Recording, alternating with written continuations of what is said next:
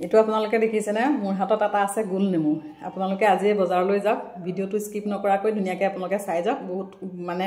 important video এইটো সকলোৰে কাৰণে এনেকুৱা গোল নেমু কেইটামান যদি ঘৰত আছে তেতিয়া ঘৰৰ পাই লওক আৰু যদিহে ঘৰত নাই আপুনি বজাৰলৈ যাওক ধুনীয়াকৈ এইটো সাইজৰ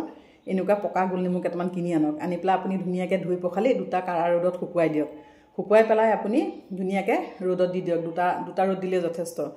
দুটা ৰ'দত দিয়ক দি পেলাই চিচাৰ বৈয়াম এটাত আপুনি গোল নেমু কিটা ভৰাই দিয়ক ভৰাই পেলাই এনেকুৱা যদি 6-7টা মান গোল নেমু হয় তেতিয়াহলে আপুনি ইমানখিনি মান নিমখ দি দিব যদিহে আপুনি কোলা নিমখও মিলাব পাৰে তেতিয়াহলে বেছি ভাল আৰু যদি কোলা নিমখ মিলাব নোৱাৰে তেতিয়াও কোনো আপত্তি নাই ধুনীয়াকৈ আপুনি তেনেকৈ মিলাই কোলা নিমখ অলপ দি গোল নেমু কিটা চিচাৰ বৈয়াম এটাত আপুনি ভৰাই ধুনীয়াকৈ আপুনি এমাহ মান ৰ'দত থৈ দিয়ক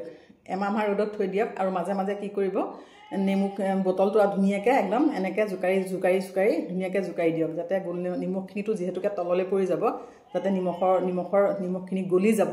আৰু গোল নেমুটোৰ পৰা পানী ওলাবলৈ ধৰিব মানে সেইখিনিও মানে গোল নেমুখিনিত যাতে ধুনীয়াকৈ লাগি যায় তেনেধৰণে মাজে মাজে লৰাই থাকি এমাহৰ পিছত আপুনি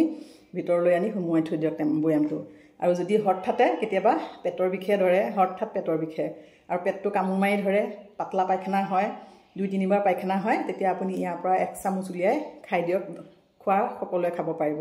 ডাঙৰ সৰু বুলি কথা নাই 1 চামুচ খাই দিয়ক খোৱাৰ পিছত ইয়াৰ যাদু দেখিব আপোনাৰ পেটৰ বিষ ভাল হৈ যাব